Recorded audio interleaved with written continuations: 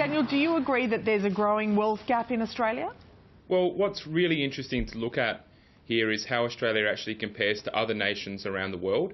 And what we know is Australia actually has the third most equal distribution of net wealth in the world, behind Japan and behind Belgium.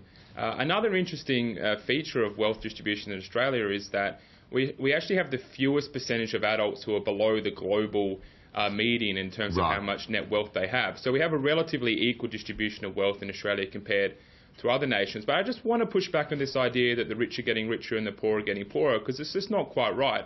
We know that since World War II, we've had a massive expansion in prosperity in Australia and across the Western world, and that's been shared right across the income distribution, and it's because of an expansion of free enterprise and free trade and rule of law and the protection of private property. It kind of depends on what time frame you're taking, though, doesn't it, Daniel? Because if we look at the last 15 years, then on income distribution, wealth distribution and the Gini coefficient, inequality has in fact increased in Australia. Well, it's really interesting to look at, because actually the Gini coefficient on income has been decreasing in the last 15 years, while the wealth Gini coefficient has been increasing slightly over recent years. So, so the Gini coefficient has not in total in the last 15 years. No, that's right. It depends on what. No, it depends. If you take 1 year or 2 years, it might, prove a point, and if it take the whole time, it proves another. It's really interesting with use of data, isn't it? What else would you say about trying to, to keep us a fairly egalitarian society?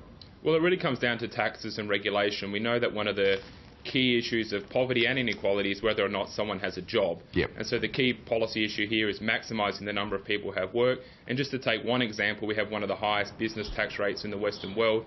Cutting that right down to encourage business investment, encourage job creation, will go a long way to alleviating poverty and helping lift people up and increase economic opportunity, which is really the key thing for public policy. Sure. All right, team. Well, listen, thank you so much for your various inputs on that. I'm sorry. We are out of time. We're very sorry, Jenny, but thank you so much for being with us, Jenny, Daniel and Mark.